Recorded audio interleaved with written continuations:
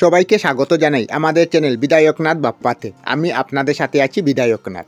আজকে আমাদের ভিডিওর বিষয়বস্তু হলো শিবাজী মহারাজের জীবনী। শিবাজী ভোঁসলে বা ছত্রপতি শিবাজীর জন্ম হয় ১৬২৭ সালে পুনের জেলার জুনের শহরে শিবনেরিগিরি দুর্গে। শিবাজীর জন্ম নিয়ে নানা মতান্তর থাকলেও মহারাষ্ট্র সরকার ১৯ ফেব্রুয়ারি ১৬৩০ সালকে শিবাজীর জন্মদিন হিসাবে স্বীকৃতি দিয়েছিলেন। শিবাজীর মাতা জিজাবাই ভগবান শিবের নামে পুত্রের নাম রাখেন শিবাজী। শিবাজীর পিতা শাহাজি ভোঁসলে ছিলেন একজন মারাঠা সেনাপতি, যিনি দক্ষিণ ভারতে সুলতানি সমাজের অধীনে কাজ করতেন। শিবাজীর জন্মের সময় দক্ষিণ ভারতে ৩টি ইসলামিক রাজ্য ছিল: বিজাপুর, গোলকুন্ডা এবং আহমেদনগর। রাজকাজের জন্য শিবাজীর পিতাকে সর্বদা পুনার বাইরে থাকতে হতো। তাই শৈশবে শিবাজীর অভিভাবক ছিলেন তার দাদাজি কুণ্ডদেব। দাদাজি কুণ্ডদেবের অধীনে শৈশব থেকে শুরু হয় শিবাজীর যুদ্ধ শিক্ষা। শিবাজী ছিলেন তার মায়ের প্রতি অত্যন্ত অনুগত এবং জিজাবাই ছিলেন অত্যন্ত ধার্মিক। এই ধার্মিক পরিবেশই শিবাজীর উপরে গভীর বিস্তার করে। মায়ের মুখে রামায়ণ মহাভারত শোনার জন্য তিনি হিন্দুত্বের প্রতি উদ্যুক্ত হন এবং আজীবন একটি হিন্দু সমাজ গড়ে তোলার প্রচেষ্টা করেন। এই সময় তার পিতা শাহাজি দ্বিতীয় বিবাহ করেন। তিনি দ্বিতীয় স্ত্রী তুকাবাইকে নিয়ে আদিল শাহের সঙ্গে শূন্য অভিযানে বেরিয়ে পড়েন। দাদাজি কুণ্ডদেবের অধীনে সেই সময় শিবাজী যুদ্ধের নানা রকম কলাকৌশল রপ্ত করতে থাকেন। শৈশব থেকে শিবাজী ছিলেন যোদ্ধা প্রকৃতির, যার কারণে তাকে শুধুমাত্র যুদ্ধবিদ্যার প্রশিক্ষণ দেওয়া হয় এবং তিনি লিখতে পড়তে পারতেন না। শিবাজী মাউনি নামে দুর্দান্ত পার্বত্য উপজাতিকে নিয়ে এক শক্তিশালী সেনাদল গঠন করেন। ১৬৪৫ সালে মাত্র ১৫ বছর বয়সে শিবাজী মাউলি যোদ্ধাদের নিয়ে অতর্কিতে বিজয়পুর আক্রমণ করেন এবং তুরানা দুর্গটি অধিকার করেন। এই সময় আদিল শাহ পুরানা দুর্গ পুনরায় উদ্ধারের জন্য শিবাজীর পিতা শাহাজি ভোঁসলেকে বন্দী করেন। এরপর শিবাজী কয়েক বছর আদিল শাহতে আক্রমণ করেননি। পিতার মৃত্যুর পর শিবাজী ১৬৫৬ সালে প্রতিবেশী মারাঠি রাষ্ট্র জাজলি অধিকার করেন। এই সময় শিবাজীকে দমন করার জন্য আদিল শাহ তার একজন শক্তিশালী সেনাপতি তাফজল খাঁকে প্রেরণ করেন।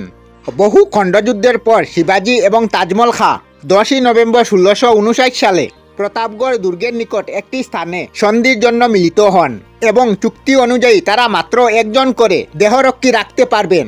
কিন্তু শিবাজী জানতেন আজমল খাঁ অত্যন্ত ধুরন্ধর এবং শক্তিশালী, তাই তিনি পোশাকের মধ্যে বর্ম পরিধান করেন এবং সঙ্গে নিয়ে যান একটি বাঘনুক।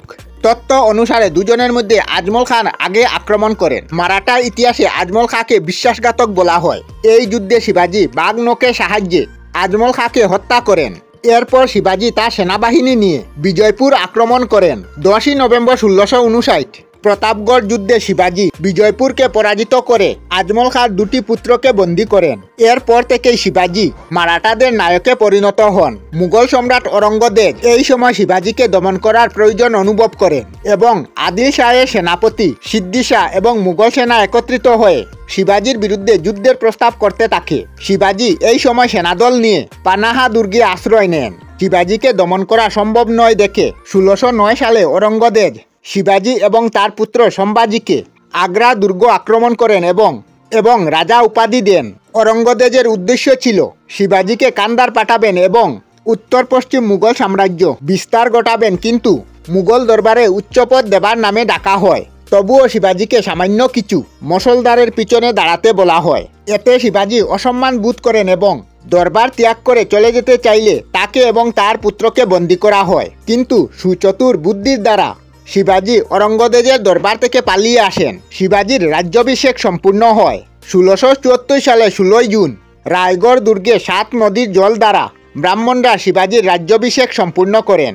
এরপর থেকেই শিবাজী ছত্রপতি এবং ব্রাহ্মণরা প্রতিপালক উপাধি গ্রহণ করেন। এরপর শিবাজী দক্ষিণ ভারতে অভিযান চালান এবং খানদেশ আক্রমণ করে বিজয়পুর, কান্ডা এবং কোলাপুর পুরী দখল করেন। এরপর বিশাল শূন্যাভিযান করে আদিল শাহ দুর্গটি দখল করেন। ১৬৮০ সালে শিবাজী অসুস্থ হয়ে পড়েন এবং ৫২ বছর বয়সে দেহত্যাগ করেন। শিবাজীর মৃত্যুর পর স্তম্ভুজিকে সিংহাসনে না বসিয়ে ১০ বৎসরের শিশুপুত্র রাজারামকে সিংহাসনে বসানো হয়। এতে শম্ভুজি ক্রুদ্ধ হয়ে সেনাপতিকে হত্যা করেন এবং রায়গড় দুর্গ দখল নেন এবং নিজেকে মারাঠা রাজা বলে ঘোষণা করেন। পরবর্তীতে শম্ভুজি রাজারাম এবং তার স্ত্রীকে কারাবাসে পাঠান এবং মা সোহরাবাইকে ষড়যন্ত্রের দায়ে মৃত্যুদণ্ড দেন। দর্শকবৃন্দ, আমাদের ভারতবর্ষের এত সব দেশভক্ত মহান রাজা থাকতে তাদের জীবন কাহিনী কেন আমাদের স্কুল কলেজে পড়ানো হয় না? আমাদের মহান রাজাদের গৌরবময় ইতিহাস কেন পড়ানো হয় না আমাদের বাচ্চাদেরকে? এমন মহান দেশভক্তদের কথা এই বিষয়ে আপনাদের জানা থাকলে অবশ্যই কমেন্ট করে আমাদেরকে জানিয়ে আমাদেরকে উপকৃত করবেন। ধন্যবাদ।